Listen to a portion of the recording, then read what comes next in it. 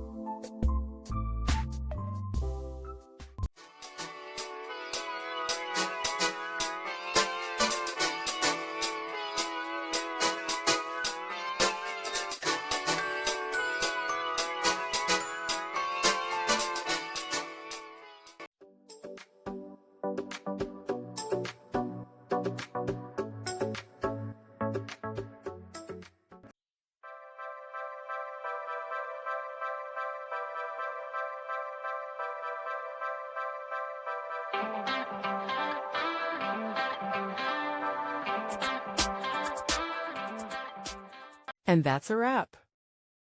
I hope you found the answer you were looking for. If you did, take a second to hit that subscribe button. It really helps out. And let me know in the comments which solution worked best for you. See you next time in the debug zone.